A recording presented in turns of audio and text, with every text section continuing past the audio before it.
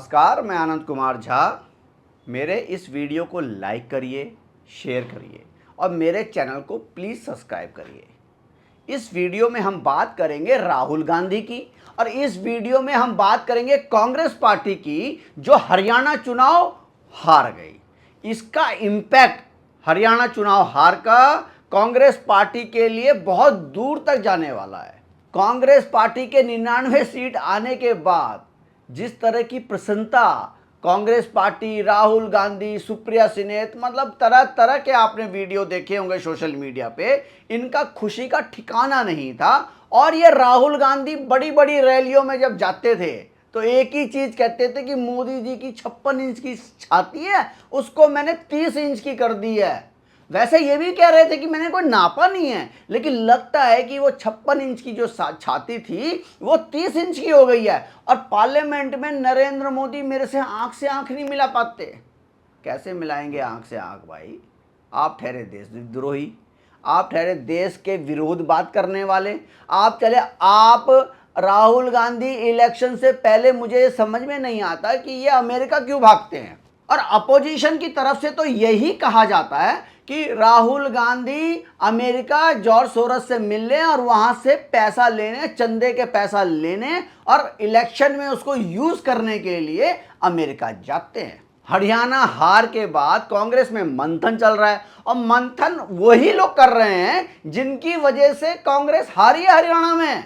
चाहे वो राहुल गांधी हो, चाहे वो केसी वेणुगोपाल हो, अजय माखन हो या दीपक बावरिया हो, जो हरियाणा प्रदेश अध्यक्ष थे वो भी अपना चुनाव हार गए।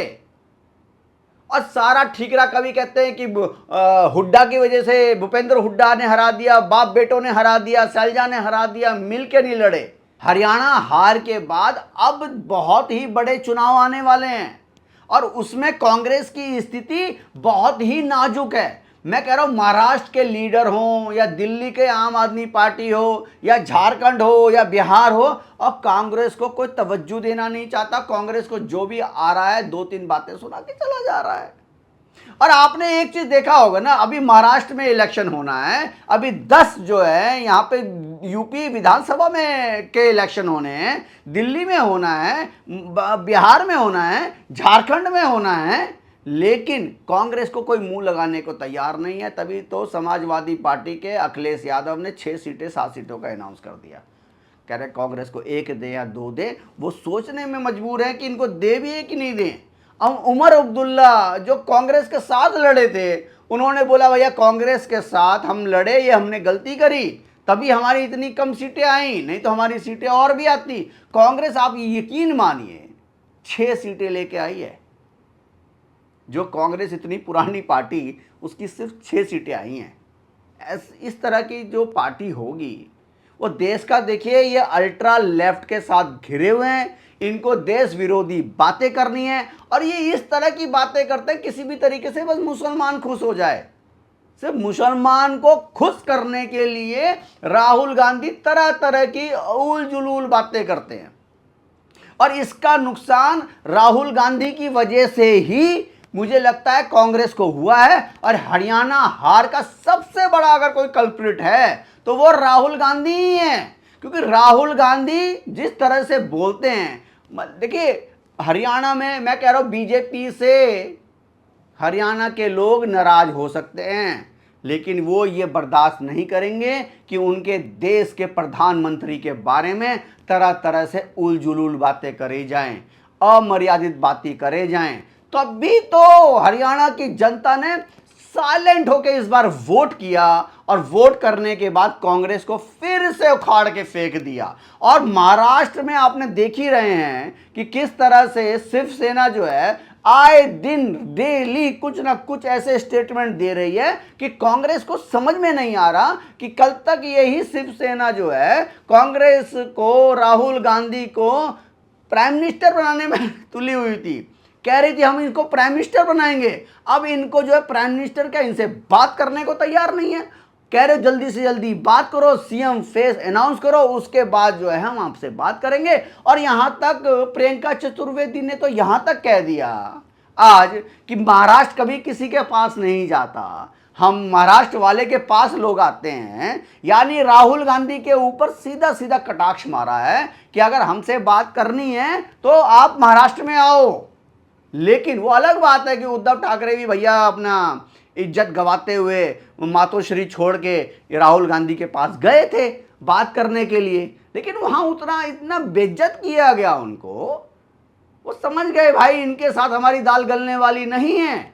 अखिलेश यादव आंख दिखा रहे हैं, महाराष्ट्र में मैंने आपको बता ही दिया शिवसेना आंख दिखा रही है, और दिल्ली में ये केजरीवाल तो देखो फ्रॉड आदमी है। केजरीवाल तो अपना हित देखता है, उसको कोई फर्क नहीं पड़ता कांग्रेस डूब रही है या ना डूबे, वो तो चाहती है कांग्रेस और डूबे। जितनी कांग्रेस डूबेगी आम आदमी पार्टी, उसको लगता है 2 3 4 10 वोट इसी से मिल जाएंगे।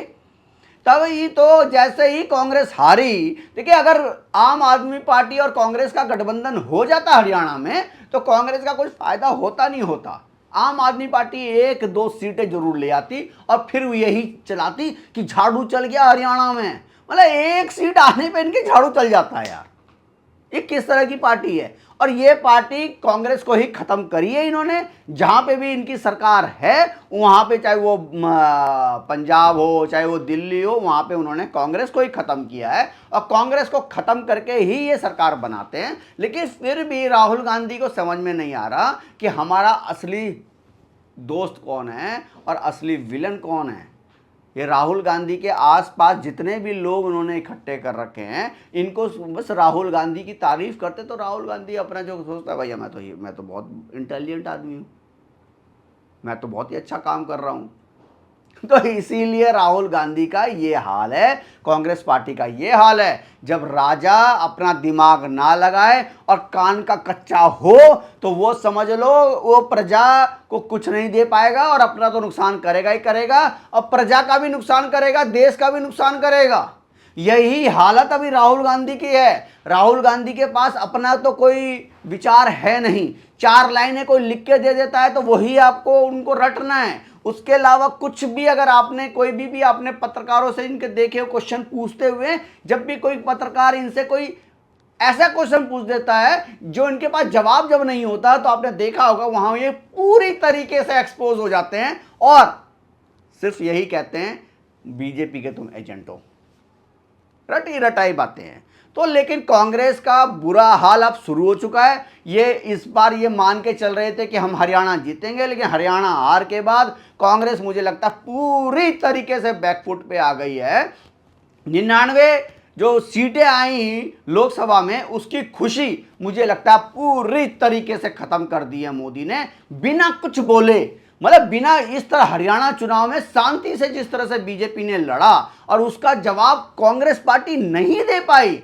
रिजल्ट में ऐसा लग रहा था कि कांग्रेस आ जाएगी, लेकिन सारे यूट्यूबर्स को, सब एग्जिट पोल को, सब बड़े बड़े जो पत्रकार जो कांग्रेस के फेवर में रहते हैं, उन सबको खामोश कर दिया गया और इसका असर बहुत दूर तक जाएगा। महाराष्ट्र में भी, झारखंड में भी, उत्तर प्रदेश में, दिल्ली में, बिहार के इलेक्शन में इसका असर होगा और कांग्रेस का नुकसान होगा। कांग्रेस अब मुझे लगता है फिर से वही स्थिति में आ जाएगा कि कांग्रेस को कोई पूछने वाला भी नहीं होगा और फिर से यही चलेगा, कांग्रेस मुक्त भारत। आप लोगों को क्या कहना है? ये राहुल गांधी जो देश को बर्बाद करने में लगे हुए हैं और किसी भी तरीके से देश की इंसल्ट हो जाए, हिंदू मुसलमान लड़ जाए, हिंदू हिंदू लड़ जाए, तब भी तुम राहुल गांधी को काउंटर अटैक जब मोदी कर रहे हैं तो आजकल इस चीज़ पे बड़ी चर्चा कर रहे हैं कि मुसलमानों में तो होता है भाई, बहुत सारे जातियां होती हैं, उनकी चर्चा नहीं होती, लेकिन हिंदुओं की जातियों की चर्चा राहुल गांधी बड़ी तेजी से कर रहे हैं, बहुत ज़्यादा कर रहे हैं। तो इसका कारण क्या है? आप लोगों को क्या कहना है कि राहुल गांधी आगे इनका कुछ फ्यूचर है भी कि नहीं है? आप लोगों को क्या कहना है प्लीज़ कमेंट करके बताइए। और अगर आपको मेरा वीडियो, मेरा कंटेंट अच्छा लगता है तो प्लीज़ लाइक, शेयर और सब्सक्राइब भी कर दीजिए ज़्यादा से ज़्यादा। धन्यवाद।